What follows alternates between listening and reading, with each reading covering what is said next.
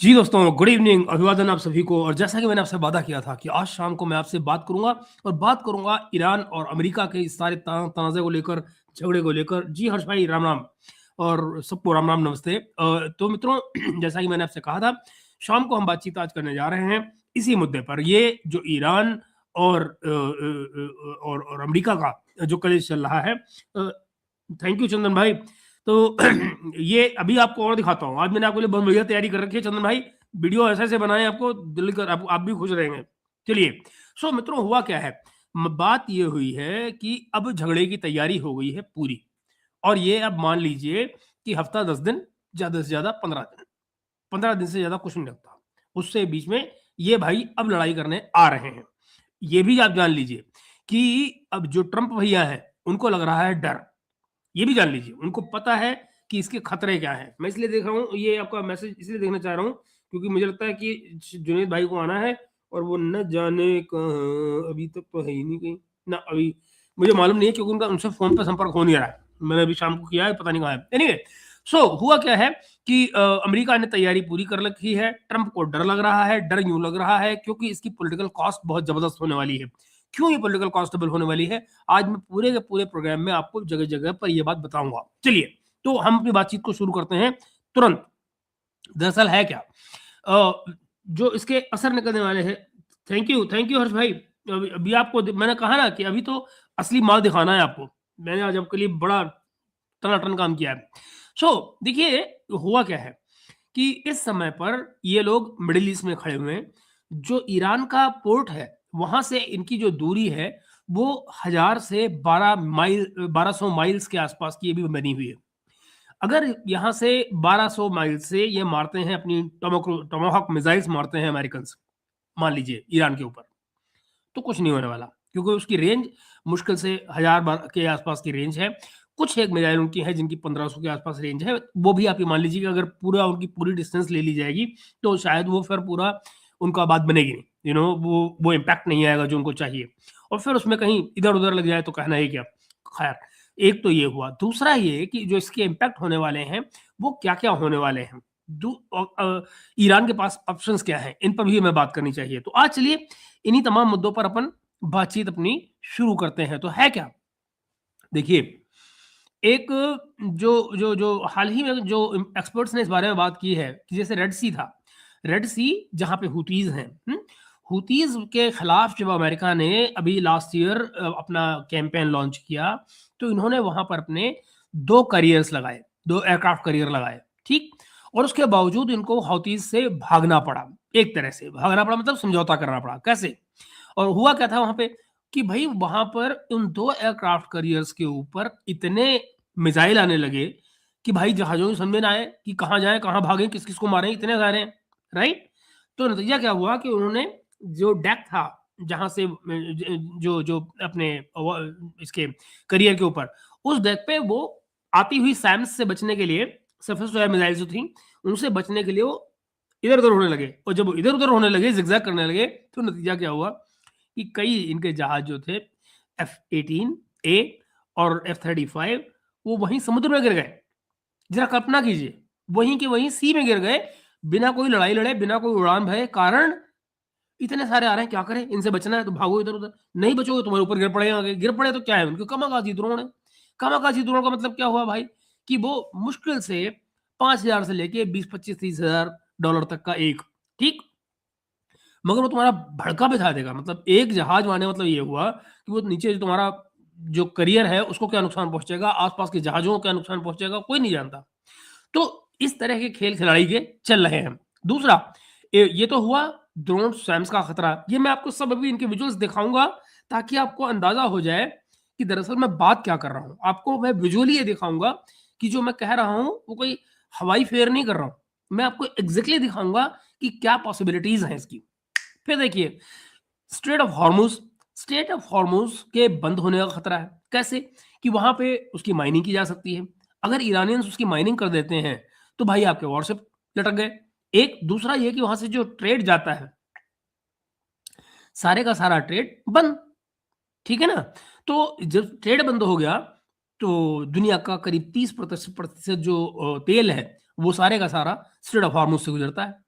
तो आप ये कल्पना करें फिर कि जनाब अली, जो उधर यूरोप में जाने वाला तेल है उसका क्या होगा, अमेरिका में जाने वाले तेल का क्या होगा, और जो अमेरिका में अभी तेल सस्ता सुस्ता मिल रहा है, फिर उसके जो प्राइसेस बढ़ेंगे वो 120 से लेके और $200-250 कहीं भी पहुंच जाएंगे। अभी मैं आपको डिटेल दिखाता हूँ उसकी। तो वो जब पहुंचेंगे वहां पर, तो जो आम आदमी जो भुगतान कर रहा होगा उसका, वो कितनी देर तक बर्दाश्त करेगा? और क्या उसको नहीं मालूम है कि ईरान का और अमेरिका का झगड़ा क्या है? जीरो, कोई झगड़ा ही नहीं है। सो मच सो कि मित्रों, जो मोहम्मद मुसद्दिक की जो सरकार गिराई गई थी 1953 में, उससे पहले तक अमेरिका और ईरान के बड़े अच्छे संबंध थे। इनके बड़े अच्छे संबंध थे, फिर शाह के जमाने में भी अच्छे संबंध रहे इनके। इनके रिलेशन कभी खराब नहीं हुए। ये सारा कलेश इसराइल के उसमें आ रहा है। अच्छा, मजे की बात क्या है कि डायरेक्टली कोई कन्फ्रंटेशन इसराइल से भी इनका नहीं है, ऐसा कुछ नहीं है। वो न जाने मतलब आइडियोलॉजिकल बैटल है, आइडियोलॉजिकल बैटल पे पहले हुए हैं। आज हमारे कोई दोस्त है राहुल आनंद, उन्होंने हमको उसमें कमेंट भी किया हमारे कल के वीडियो पर कि जो भी है ईरान फंडिंग भी तो करता है। अरे भाई, ईरान फंडिंग करता है ये आज का सच है, पर इससे पहले ये तो सोचो कि वो फंडिंग क्यों करता है, उन प्रॉक्सीज को वो क्यों पालता है, उसको जरूरत क्या है पालने की इन प्रॉक्सीज को? आप क्या उसको शांति से अपने घर में बैठकर अपना काम धंधा करने दे रहे हैं? नहीं। तो जब आप किसी को दबाएंगे तो वो अपनी अगर आपसे डायरेक्टली वो लड़ाई नहीं लड़ सकता है तो इनडायरेक्टली लड़ाई लड़ेगा ना। बड़ी सीधी सी बात है। इसमें ऐसी क्या बात है जो समझ में नहीं आती है? मुझे कई बार हैरानी होती है कि हमारे अपने जो दोस्त हैं जिनके साथ हम रोज बैठ के बात कर रहे होते हैं, कई बार ऐसी छोटी बात कर जाते हैं कि मतलब सोचने की जरूरत ही नहीं लगती उनको कि सोचो तो सही तुम क्या क्या रहे हो यार। अगर हमारे ही मान लीजिए हमारे और आप में कोई एक आदमी हो जो ज़्यादा ताकतवर हो और वो अपने से छोटे या अपने से कम ताकतवर को तंग करना शुरू कर दे, उलझुल शर्तें लगानी शुरू कर दे उसके ऊपर, उसकी मूवमेंट पे मुश्किल कर दे, उसको काम करना मुश्किल कर दे, तो वो क्या करेगा? वो सिर्फ यही करेगा कि आपके खिलाफ जो कुछ भी उसके हथ से लग रहा होगा, प्रॉक्सीज़ के ज़रिए, इनडायरेक्टली कोई भी जो भी शरारत कर सकता होगा वो आपके लिए करेगा। क्यों? क्योंकि आप छोड़ तो उसको वैसे भी नहीं रहे, तो कुछ तो करेगा ना रिटेलिएशन में। मैं ये सब क्यों कह रहा हूँ, आपको सब दिखाऊँगा आज मैं। मैंने वो सारे सिनेरियो बिल्ट अप किए हैं कि क्या-क्या हो सकता है। फिर आप ये देखिए कि अगर ये तेल के दाम वहाँ बढ़ते हैं, तो फिर क्या एक दूसरी बात और सुनिए, मान लीजिए कि कोई स्वयं अटैक में, किसी अटैक में कोई वॉरशिप इनका या कोई करियर लुढ़क गया। लुढ़क गया तो उसमें बैठे हुए तमाम के तमाम जो सेलर्स होंगे उनका क्या होगा? अगर ये बॉडी बैग्स वापस जाएँगे अमेरिका में, तो ट्रंप का क्या होगा? ट्रंप की इकोनॉमी का क्या होगा? आप समझ रहे हैं? मतलब actually what we are talking about is a disaster scenario. आगे देखिए, ऑयल क्राइसिस अगर आ जाता है, ऑयल क्राइसिस दुनिया भर में आएगा। आएगा जब 30% ऑयल कम होगा बाजार में जाना, तो जाहिर है। मैं आपको इसमें एक प्लस पॉइंट बता दूं, इस सारे में, इस सारे सिनेरियो में भारत और चाइना को कोई नुकसान नहीं होने वाला। सीधा सीधा ऐसा नुकसान जिसको हम रोना पीटना हमें मचे। पूछिए क्यों? क्योंकि वो रशिया जिसको अभी अमेरिका ने बैन कर रखा है, जब ये लड़ाई में कूदा हुआ होगा, तो हमारे पास रास्ता खुला होगा। हम अपना तेल रशिया से ले रहे होंगे, चाइना रशिया से ले रहा होगा, रशिया का तेल जा रहा होगा, रशिया खुश, चाइना खुश, इंडिया भी खुश। मरेगा कौन? अमेरिका। चलो मान लिया अमेरिका बर्दाश्त कर लेगा उस तरह से कि उसके पास रिफाइनरीज हैं, वो वेनेजुएला का तेल खाना शुरू कर देगा। वेनेजुएला मरे तो मरे, उनकी बला से उनको क्या फर्क पड़ता है कि नहीं? मगर वो जो सौतेला भाई बैठा है बगल में, यूरोप, उसका क्या होगा? वो फालतू में मारा गया। लेना एक न देना दो, मतलब वो चमचागिरी करते करते, जूते चाटते चाटते मारा गया। ये गेम है असली। तो यूरोप की या for that matter even America की जो इकोनॉमीज हैं, उन पर जो फर्क पड़ने वाला है इस लड़ाई से, अगर ये लड़ाई बढ़ती है, और ये बढ़ सकती है। इस लड़ाई में पूरा पोटेंशियल है बढ़ने का। क्यों? ये लड़ाई कोई अकेली लड़ाई नहीं है ना। ये लड़ाई फैलेगी तो पूरा मिडल ईस्ट इसकी जद में आएगा। और बाय द वे, जो मिडल ईस्ट के लोग हैं उनको इस लड़ाई का अंदाजा है, इसीलिए वो भागे फिर रहे हैं। उनकी नानी मरी हुई है, वो रो रहे हैं कि भैया हमारे हमारे एयर स्पेस मत यूज करो। लेकिन सच बताओ, जहाज कहाँ आए हुए हैं इनके? मिडल ईस्ट में अमेरिकन जहाज कहाँ आए हुए हैं? कतर, जॉर्डन, यही है ना, ओमान, यही आए हुए हैं। मुझे बताओ इनमें से कौन सा देश है कि अगर अमेरिका अपनी पे आ जाए कि हम तो यहीं से गुजर रहे हैं, कर लो क्या करना है, तो कौन सा है जो कुछ करेगा? कुछ नहीं कर सकते। एट द मोस्ट क्या करेंगे? कड़ी निंदा कर देंगे। कोई बात नहीं, कर ले कड़ी निंदा, कुछ नहीं होने वाला उससे ज्यादा। कंडेमनेशन के अलावा ये क्या कर सकते हैं? क्योंकि अमेरिका तो तुम्हारे घर आके बैठा हुआ है जहाज लेके। जब उसका दिल करेगा जहाज उड़ जाएगा, क्या कर लोगे? कुछ नहीं, जीरो। ओके, आगे चलिए। भारत पे इसका जो असर है मैंने आपको बताया, होगा, जरूर होगा, लिमिटेड होगा, मगर होगा। और इसके बाद में एक और, चलिए मैं आपको कुछ डिटेल दे देता हूँ, टेक्निकल डिटेल दे देता हूँ, हथियारों की डिटेल दे देता हूँ। ये जो इनका इस समय पे यूएसएस अब्राहम लिंकन जो जहाज, जो वॉरशिप इनका आया हुआ है, वो बेसिकली करियर स्ट्राइक ग्रुप है, जिसको कहते हैं CGS-3। इसमें क्या है? इसमें मित्रों एक तो है जो मुख्य, जो मेन करियर है यूएसएस अब्राहम लिंकन जिसको कहा जाता है, CVN-72 उसका नंबर है। और इसके जो एस्कॉर्ट में, इसके साथ जो चलने वाले हैं, एस्कॉर्ट में चल रहे हैं 3, इसके साथ चल रहे हैं अर्लेबर्ग क्लास के डिस्ट्रॉयर, 3 डिस्ट्रॉयर, और USS Spruance, USS Michael Murphy, USS Frank E Peterson. ये 3 डिस्ट्रॉयर हैं जो इसके साथ चल रहे हैं। ठीक ना, सुनिए, हर एक डिस्ट्रॉयर में करीब 96 VLS होते हैं। VLS यानी कि वर्टिकल लॉन्च सिस्टम्स। हर एक डिस्ट्रॉयर में आपके 96 VLS होते हैं, vertical launch systems, sales basically. तो इनमें ज्यादातर जो होते हैं वो एयर डिफेंस मिसाइल होती हैं, सरफेस, जो SM-6 होती हुई या SM-2 हुई या ESSM, या अब आप ये लगा लीजिए टॉमाहॉक जो मिसाइल होती हैं, टॉम क्रूज मिसाइल होती हैं, टॉमाहॉक क्रूज मिसाइल, वो होती हैं। टॉमाहॉक की रेंज जो है वो 900 से लेके 1000 माइल तक की होती है। ये बिल्कुल, इसमें कोई क्वेश्चन मार्क नहीं है।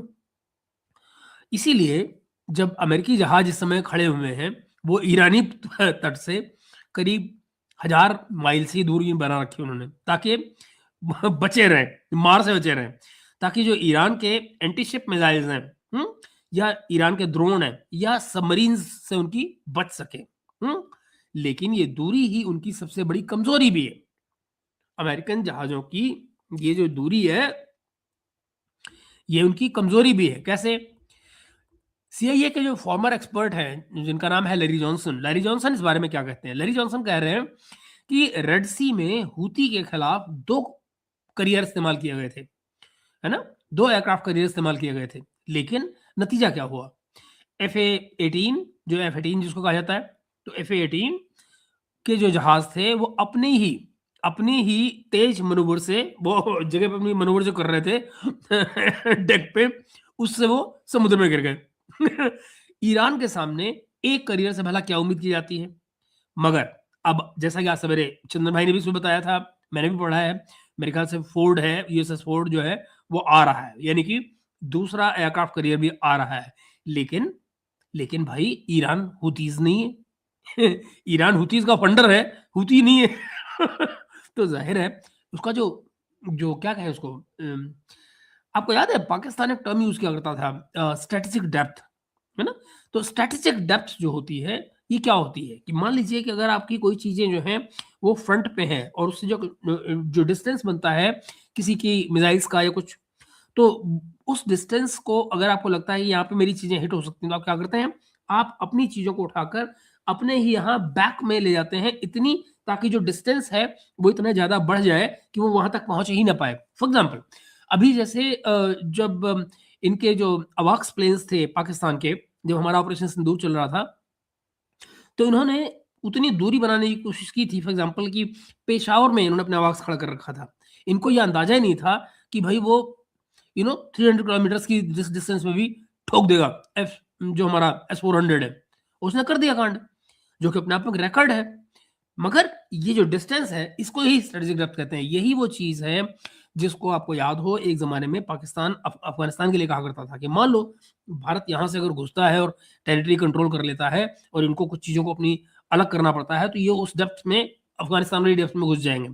यूं है 71 के बारे में इन्होंने फॉर एग्जाम्पल वहां भी किया था ना, कुछ ईरान में कुछ चीजें रखी थी अपनी, वो एक किस्म से उनकी स्ट्रेटेजिक डेप्थ बन गया था, है ना? ओके, नाउ, तो ये मैं आपको बता रहा था कि हुतीस के खिलाफ जो क्या हुआ वो क्या हुआ, है ना? फिर आप देखिए इसका दूसरा, शाहीन, जो इनकी शाहिद मिसाइल जो ड्रोन है ईरान के, है ना, वो इनका जो एयरफोर्स सिनेरियो है उसको जरा देखिए, ड्रोन वर्सेस एयरफोर्स सिनेरियो वो क्या है? तो ये 3 फरवरी की बात है जो मैं आपको बता रहा हूँ, अभी जो 3 फरवरी गई है, 3 फरवरी 2026। एक ईरानी शाहिद 139 ड्रोन जो है वो अब्राहम लिंकन की तरफ बड़े एग्रेसिव मोड में आया। अरब सागर की बात है, अरेबियन सी की बात है। ईरान के दक्षिणी तट पे लगभग करीब 500 किलोमीटर दूर, 500 माइल्स, सॉरी 500 माइल्स की दूर, अमेरिका ने पहले ही एक डीएस्केलेशन ट्राई किया, हटाने का ट्राई किया, रेडियो जैम, इनका रेडियो जैम करने की कोशिश किया, लेकिन भैया ड्रोन नहीं रुका। जब नहीं रुका तो क्या हुआ फिर इस जहाज से, एयरक्राफ्ट कैरियर से एक F-35C लाइटनिंग उड़ाया गया, जिसने उसको मारा। कहीं कोई नुकसान नहीं हुआ, ड्रोन मारा गया, मगर काहे से मारा गया? F-35 से। Thank you very much.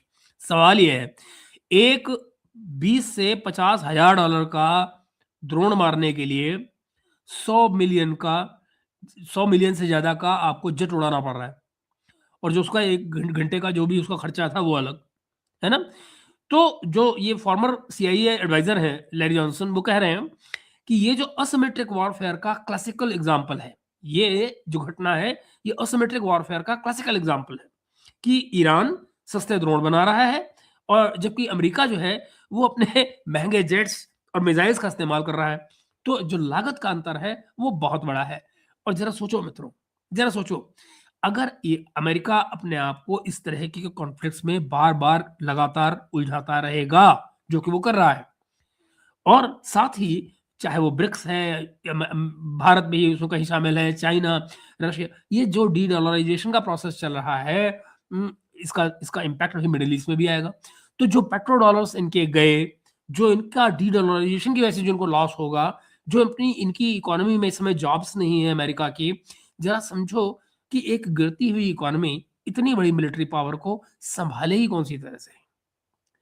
In fact अगर आप एयर डिफेंस सिस्टम की ही बात करें, तो जो पैट्रियट मिसाइल बनती हैं इनकी एयर डिफेंस की, वो एक साल के अंदर टोटल 700 बना पा रहे हैं, उससे आगे नहीं बना पा रहे।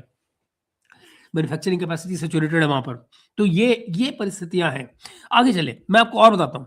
अब एक सवाल ये भी है कि मान लो एक 20 से 50 हजार का ड्रोन मारने के लिए आपको अगर 100 मिलियन का जहाज क्यों उड़ाना पड़ता है? तो बात यह है कि कल्पना करो अगर एक साथ उस समय पर 3 फरवरी को 200 शाहिद ड्रोन आ गए होते, 200 शाहिद ड्रोन आ गए होते। मैं आपको भी दिखाऊंगा कि सीन बनेगा कैसे। I will show you in visual कि कैसे बनेगा ये सीन। तो 200 शाहीन ड्रोन अगर आ गए, और साथ में जब वो ड्रोन आप ऊपर आए और आपके जहाज जो है उड़े, वो सब मार रहे हैं इन ड्रोनों को इसके ऊपर से आ जाए बैलिस्टिक मिसाइल अब मुझे बताओ उस बैलिस्टिक मिसाइल को कौन रोकेगा? क्योंकि तुम्हारे सारे जहाज तो ठुक गए अपनी मिसाइलों को खर्च करके इन ड्रोन के ऊपर। वो ड्रोन जो 20-20 हजार डॉलर के आ रहे हैं, ठीक, और ऊपर से आई एक बैलिस्टिक मिसाइल जो तुमको ठोकने आ रही है, उसको रोकने के लिए तुम्हारे पास कोई बचा ही नहीं। समझ रहे ना? ये कौन क्या करेगा फिर? जिम्मेदारियां कैसी बनेंगी, बटेंगी तो अब जरा सोचें कि मैंने कहा 200 ड्रोन आए एक साथ, साथ में आ जाए बैलिस्टिक मिसाइल उसके पीछे से, है ना, जैसे फतेह 2 जो उनकी है मिसाइल, या BLS जो है, जितने मैंने आपको बताया जो वर्टिकल जो लॉन्च सेल्स है, ये जल्दी खत्म हो जाए। अगर खत्म हो गए तो डिस्ट्रॉय पर रीलोडिंग तो हो नहीं सकती। रीलोडिंग के लिए क्या करना पड़ेगा? इनको भागना पड़ेगा किसी और दूसरे पोर्ट में, दैट मीन्स कि मुकाबले से भागना पड़ेगा वहां से, कि निकल के भागो, पहले कहीं जाके इसकी रीलोडिंग करो। रीलोडिंग में क्या लगते हैं? नजदीकी इनको क्या पड़ेगा? नजदीकी इनको पड़ेगा दिएगो गार्सिया, ठीक। दिएगो गार्सिया जाके जाने में वहां से करीब लगे 3-4 दिन, ठीक। अब 3-4 दिन दूर अगर है तो आप जरा सोचो what kind of scenario building.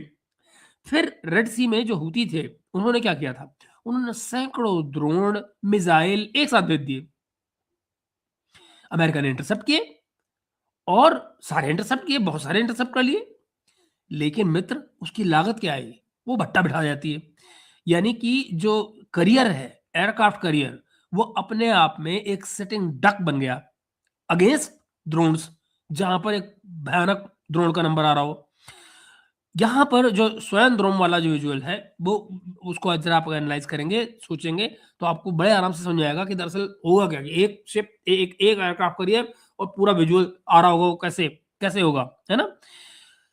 यानी आगे आप देखिए कि अब हम बात करते हैं उस डरावने सीन की, उस डरावने सिनेरियो की, और फिर जिसकी बार बार चेतावनी भी आ रही है, जो एनालिस्ट हैं चेतावनी दे रहे हैं कि अगर मान लो ईरान अपना स्ट्रेट ऑफ हॉर्मुज बंद कर दे, फिर क्या हो?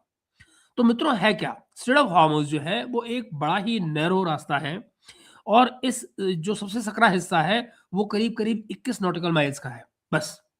जो सबसे सकरा हिस्सा है वो करीब-करीब 21 नॉटिकल माइल्स का है। ईरान के पास में 3000 से 5000 माइन्स हैं, माइन्स, सी माइन्स। हुँ?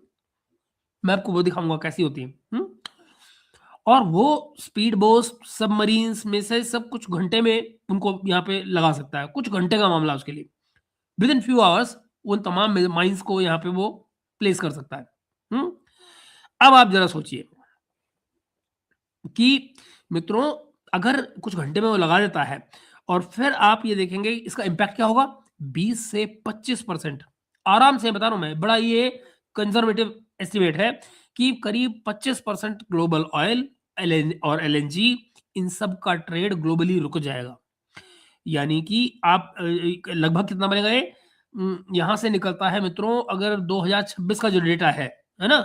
2026 का डेटा है कि रोज़ाना 17 से 21 मिलियन बैरल तेल यहाँ से रोज़ निकलता है। 17 से 21 मिलियन बैरल तेल। हुँ? यानी कि जो अल्टरनेटिव रास्ते हैं जैसे कि सऊदी का ईस्ट वेस्ट पाइपलाइन जो है वो 5 से 7 मिलियन बैरल हैंडल कर सकती है बस, इससे ज़्यादा नहीं। मगर यहाँ से निकलता कितना है? 21। 21 बैरल की ज़रूरत है और जो हैंडल कर सकता है सऊदी जो कि अल्टरनेटिव रास्ता है वो है 5 से 7 मिलियन बस। ओके, तो इस बीच में क्या होगा? क्लियरिंग यानी कि जो फायर है उसके बीच में हफ्तों, महीनों लग जाएँगे सारा कुछ ऑर्गेनाइज़ करते-करते। तो जो ये सीआईए के जर्नलिस्ट हैं पहले वाले, वो क्या कहते हैं? वो कहते हैं कि ये ईरान का न्यूक्लियर ऑप्शन है, कि उसको ये जो उसने कर दिया, तो दुनिया की इकोनॉमी का भट्टा बैठ जाएगा। ओके? अ, अगर वो इसको इस्तेमाल करता है और अगर उसको प्रेशर आएगा, तो वो ज़ाहिर है इस्तेमाल करेगा, क्योंकि मरता क्या ना करता वाली बात है। इसका जो ग्लोबल इम्पैक्ट आएगा, वो क्या होगा दोस्तों? देखिए, जो ऑयल सप्लाई है, वो रब लगभग दुनिया में 1/5 कम हो जाएगी, 1/5 कम हो जाएगी। कीमतें 108 से लेकर $200 पर बैरल तक पहुँच सकती हैं, ठीक है? ये एस्टिमेट मैं नहीं दे रहा हूँ, ये ब्लूमबर्ग का एस्टिमेट है। हुँ? 2026 की जो जो डॉलर 60 की बेसलाइन है, तो आप इस साल की जो 2026 की बेसलाइन है, वो है $60 की। $60 से आप ये लेके 150 $200 तक पहुँचने की उसकी उम्मीद की जा सकती है। अमेरिका और यूरोप में जो एनर्जी क्राइसिस जैसा जो बनेगा, वो लगभग 1970 वाला दौर आ जाएगा वापस। तो यहाँ जो हार्मोन्स का जो सीन है, वो बहुत ही खतरनाक बन जाता है ना? अब जरा वो सिनेरियो देखिए दोस्तों, जहाँ जो ऑयल क्राइसिस है, उससे अमेरिका में एनर्जी के प्राइस बढ़े। जरा सोचो, अमेरिका में एनर्जी के प्राइस बढ़ गए, अब क्या अमेरिका झेल लेगा? और यूरोप का हाल क्या होगा? ये सारी सीन है। अमेरिका की स्थिति पहले बात कर लेते हैं। देखिए, अमेरिका जो है वो दुनिया का सबसे बड़ा ऑयल प्रोड्यूसर है। हुँ? 2026 में करीब 13 से 14 मिलियन बैरल जो है पर डे पैदा कर रहा था ये। मिडल ईस्ट पर डिपेंडेंसी उसकी कम है, ठीक? लेकिन 10 से 15% उसके इम्पोर्ट है। मैंने आपको इसीलिए कहा कि अमेरिका बच सकता है, यूरोप नहीं। हुँ? कीमतें बढ़ेंगी। 120 से लेकर $200 पर बैरल तक पहुँच जाएगी कीमत।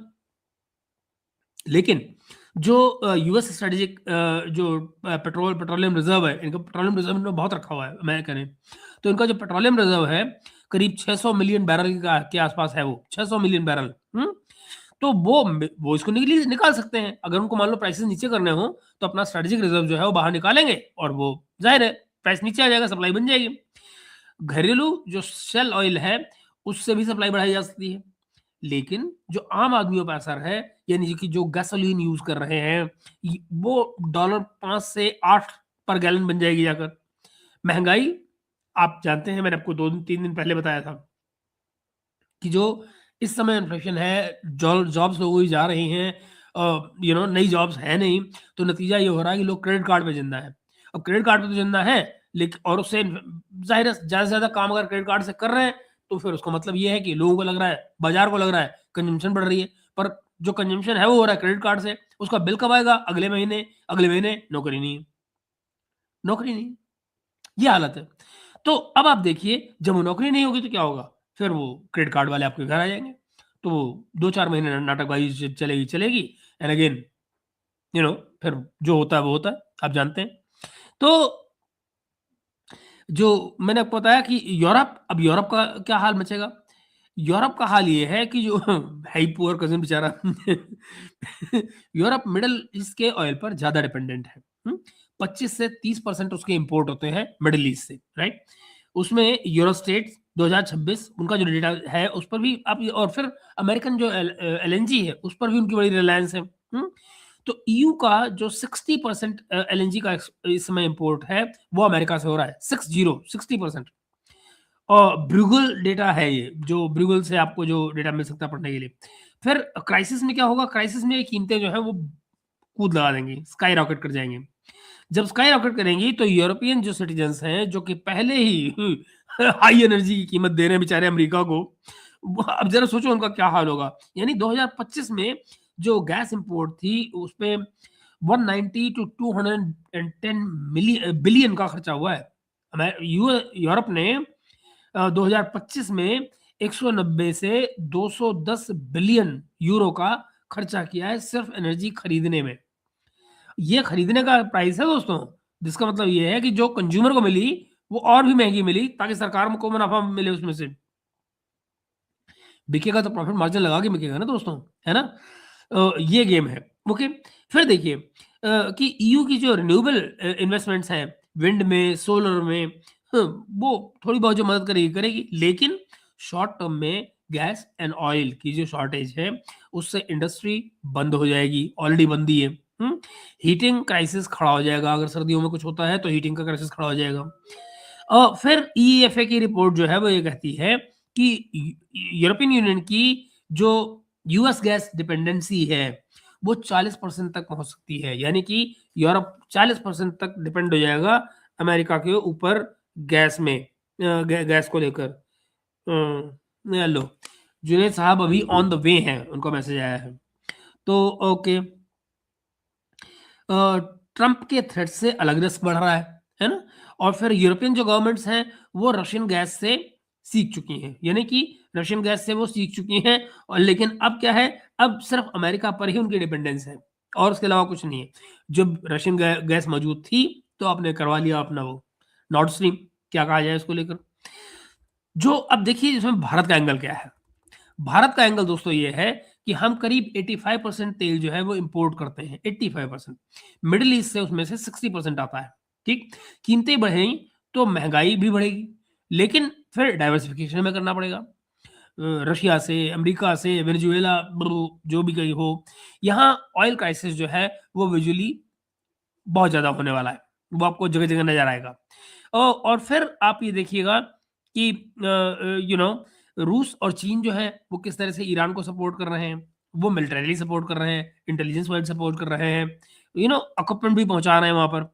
उसके अलावा फिर आप देखेंगे खुद अमेरिका को जो बर्दाश्त करना पड़ेगा वो है mid term pressure. Mid term pressure यानी कि जो इलेक्शन होने वाले नवंबर में। मुझे ये भी डाउट डाउट लगता है कई बार दोस्तों कि बहुत पॉसिबल है कि ये जो ट्रंप भैया हैं, ये कुछ ऐसा करें कि जिससे दोस्तों मैं जस्ट देखने की कोशिश कर रहा हूँ, काहे लो ओके, ओके। मुझे लगता नहीं कि आज जुनैद भाई आ पाएँगे, वो कह रहे हैं कि कल दुबई जाना है और बहुत लेट हो गया हूँ ऑफ़िस में, इस समय ऑफ़िस से घर आ रहा हूँ। तो ओके। सो मित्रों ये तमाम चीज़ें जो हैं, वो आपको ये दिखाती हैं कि ये सिनेरियो कहाँ जा रहा है। अब मैं कोशिश क्या करने जा रहा हूँ, अब मैं कोशिश करने जा रहा हूँ कि मैं आपको वो दिखाऊँ, जो आपको मैं बना के लाया हूँ आपके लिए दिखाने के लिए और फिर मैं आपके तमाम गेराल्ड एयरक्राफ्ट कैरियर है, हाँ, वो वर्ल्ड का लार्जेस्ट एयरक्राफ्ट कैरियर है। अगर ईरान ने इसको ओके, शुभ-शुभ बोले मित्र, शुभ-शुभ बोले। मैं आपको दिखाने जा रहा हूँ, अब ज़रा वो सिनेरियो जो मैं रोक-रोक के दिखाऊँगा ताकि आप समझ पाएँ उसको। आइए, चलता हूँ, आपको दिखाता हूँ, उस वीडियो को लाता हूँ। आई होप कि बफर ना करे, आपको मिल जाए देखने के लिए वो। ड ड ड ये देखिए सिनेरियोज़, आएँ, देखते हैं।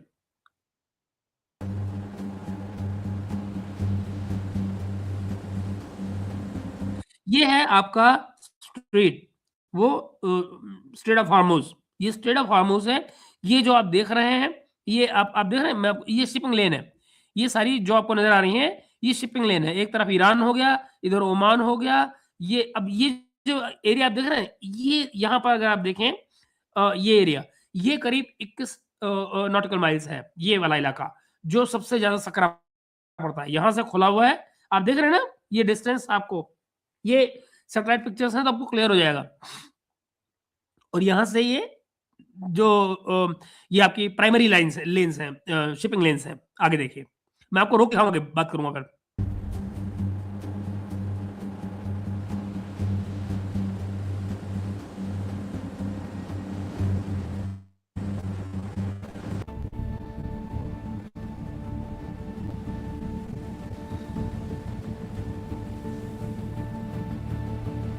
देख रहे हैं, ये शिपिंग लेन का डिवीजन है। उधर से आने वाला ट्रैफिक उधर से जा रहा है, इधर से आने वाला ट्रैफिक इधर से जा रहा है।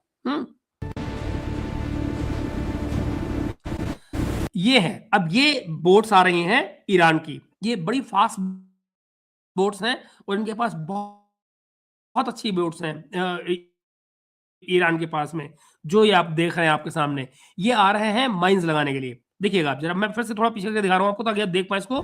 जरा देखिए, ये स्ट्रेट ऑफ हॉर्मुज़ में माइन्स लगा के आ रहे हैं।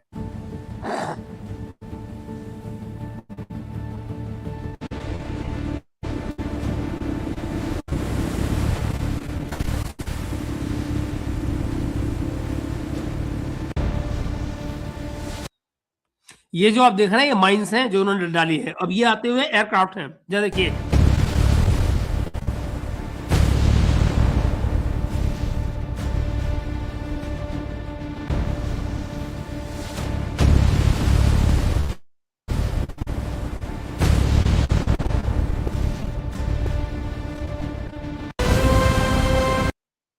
अब ये देखिए, ये सीन नंबर 2 है कि मैं आपको दिखाने की कोशिश कर रहा हूँ मित्रों कि वो आपने देखा कि किस तरह से जो हार्मूज़ में जब माइनिंग हो जाएगी, तो ये किस तरह लगेगा।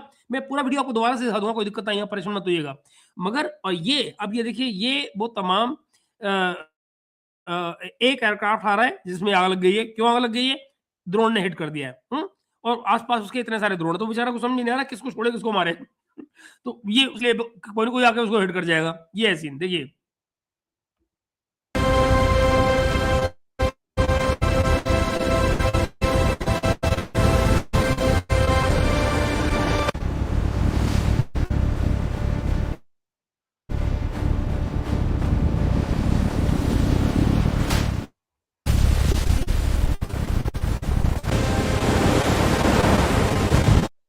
This is it. ये एयरक्राफ्ट कैरियर है आपका। ये एयरक्राफ्ट कैरियर है, जिस पर देखो ड्रोन लग गया।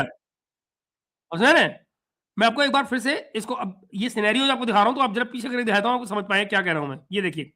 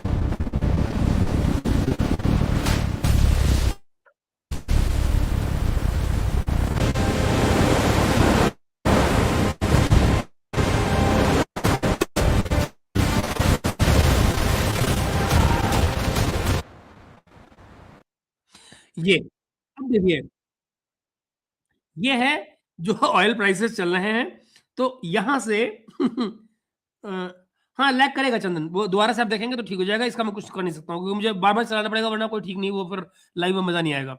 लैग करता है जब कई बार ये इस तरह से होता है तो। देखिए, तो ये लैग भी साउंड में लैग कर रहा है, वैसे लैग नहीं कर रहा है। ये आप देख रहे हैं, ये ऑयल प्राइसेस जो हैं, ये यहाँ पर आपका क्राइसिस पैदा कर रहे हैं अमेरिका में। फिर देखें आगे।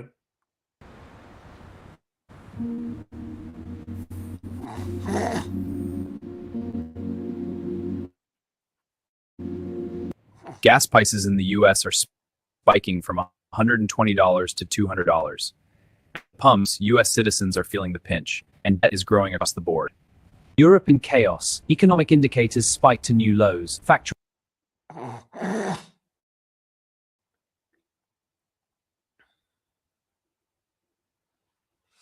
ये अब यहां रुकिए।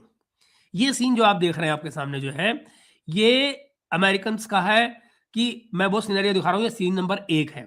सीन नंबर 1, मान लीजिए कि अमेरिका अटैक करता है, जिसकी तैयारी कर रहा है, एयरक्राफ्ट के जरिए से उसके जहाज उड़े और वो जाकर सीधे उनके न्यूक्लियर साइट्स को, उनकी जो मिसाइल साइट्स हैं उनको, या जहां भी उनको हमला करना है, हमला किया। इससे पहले कि ईरान रिएक्ट करे, पता लगा वो वापस आ गए और वो अपने जहाज पे वापस, अपने एयरक्राफ्ट कैरियर पे वापस आ गए। मैं आपको जरा इसको वापस करके दिखाने की कोशिश कर रहा हूँ कि आपको समझ में आया कि मैं क्या बात कर रहा हूँ। जरा देखें अब इसको।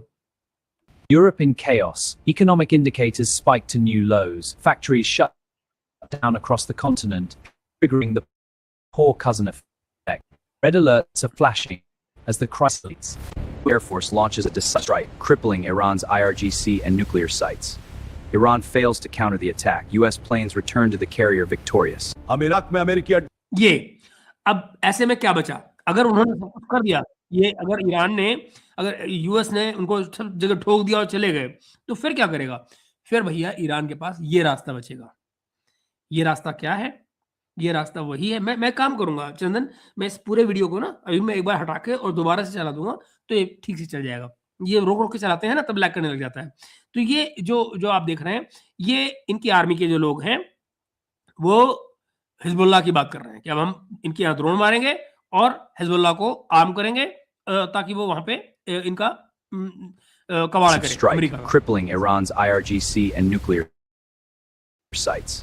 Iran fails to counter the attack. U.S. planes return to the carrier victorious. हम इराक Okay. में अमेरिकी अड्डों पर ड्रोन और मिसाइलें दागेंगे। गेज आप नहीं तैयार, हिजबुल्लाह से प्रॉक्सी देंगे। डोंट वरी, ये Hezbollah. Iran has deployed drones and missiles on U.S. bases in Iraq. Tehran says 1,000 new तो drone combat missile drones दागने are की बात ready, होगी उनकी। and proxies like ईरानियंस का जो रास्ता Hezbollah है, are harassing है ना? Lebanon. In breaking news, the U.S. killed Iran's leader in war. अब ये देखिए, ये एक दूसरा ऑप्शन है कि ड्रोन मिसाइल से वो मार रहे हैं, प्लस इन्होंने क्या किया, कृतिका बेटा नमस्ते, ये अब क्या कर रहे हैं, तो मान लीजिए इस हमले में वो खुमैनी को मार देते हैं, तो फिर ये लड़ाई लंबी खिंचेगी, फिर वो लड़ाई लंबी जाएगी और बहुत लंबी जाएगी, है ना? तो ये वो सीन है कि जिसकी बात हो रही है कि वो स्ट्राइक्स में खुमैनी को मार दें। Fighter strikes. All bases on his rise, full scale attack. Okay, now मैं अब क्या कर रहा हूं, अब मैं आपको इसको दोबारा से लाके चला देता हूं, and I believe, I hope कि ये चल जाएगा। एक बार उसको दोबारा से लाऊंगा मैं, तो चल जाएगा। तो तब आपको फ्री एक लॉ में आप पूरा देख पाएंगे। आइए मैं कोशिश करता हूं कि आपको दोबारा से लगाऊं इसको और आपको दिखा दूं।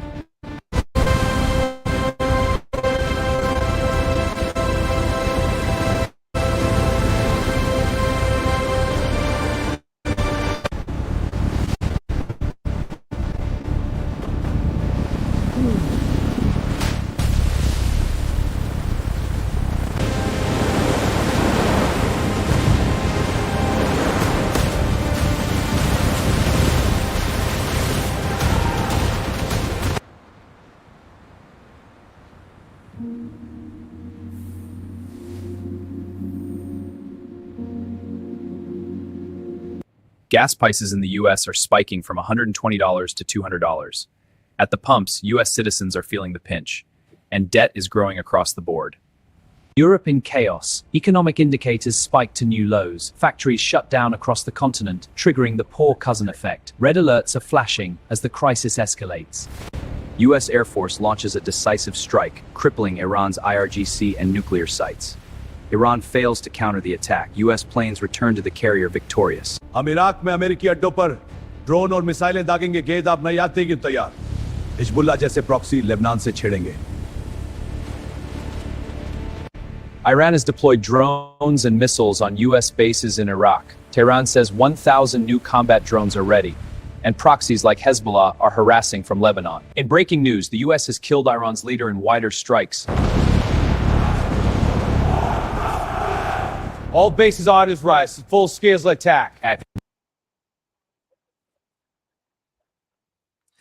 जी, ये बेसिकली एक अज्यूम सिनेरियो है जिसको मैंने आपके लिए बनाने की कोशिश की और ये बताने की कोशिश की कि क्या-क्या ऑप्शंस हो सकते हैं और क्या-क्या उसके रिजल्ट्स हो सकते हैं, रिपरकशंस हो सकते हैं खुद अमेरिका के अंदर और यूरोप के अंदर, बाकी जगहों पर भी। ये सिनेरियो और भी बहुत सारे डेवलप हो सकते हैं। मैं कोशिश करूँगा कि और देखूँगा चीज़ों को कैसे बना सकता हूँ आपके लिए बेहतर।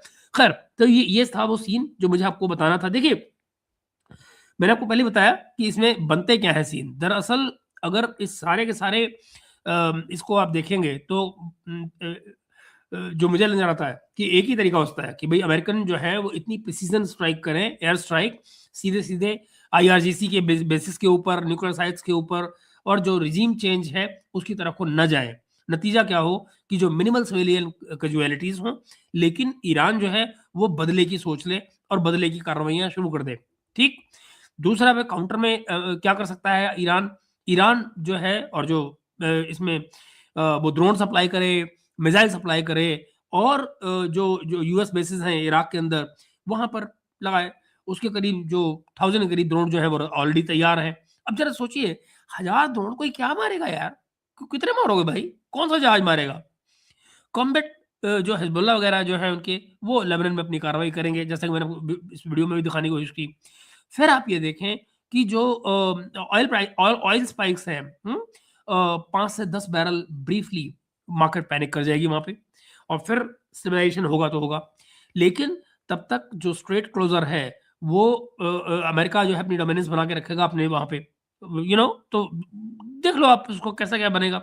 ईरान जो माइन करता है, दूसरा सिनेरियो है कि अगर ईरान मान लीजिए माइन कर देता है स्ट्रेट्स को एंड देन 20 से 25% का जो ग्लोबल ऑयल फ्लो है वो रुक जाता है, टैंकर्स रुक जाते हैं, प्राइसेस आसमान छूने लग जाते हैं, है ना?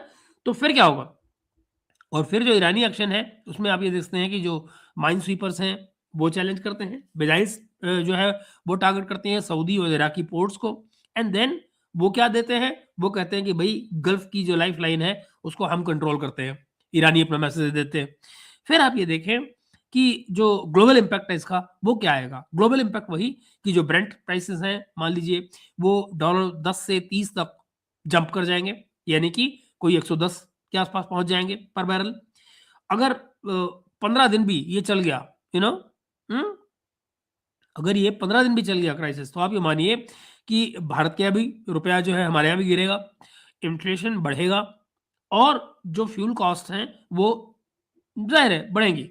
मगर इस सिनेरियो में जो चीज़ नहीं डाली गई है वो क्या है? वो है रशिया से रिलेशन, रशिया, चाइना और इंडिया का कोऑर्डिनेशन।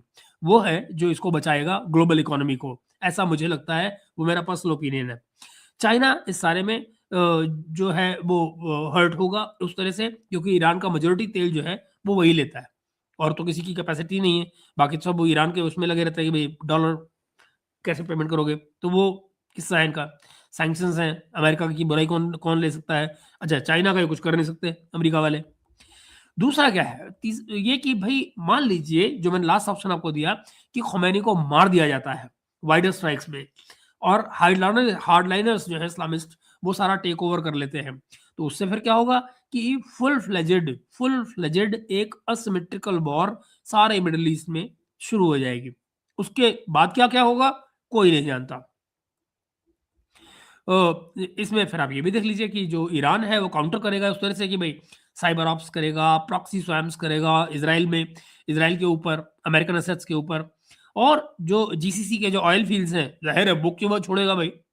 गल्फ कंट्रीज के जो कि कोऑपरेट कर रहे हैं अमेरिका के साथ में, जहां से उनके जहाज खड़े होकर ईरान को मार रहे हैं, तो फिर उनके ऑयल फील्ड्स को ईरान क्यों छोड़ेगा?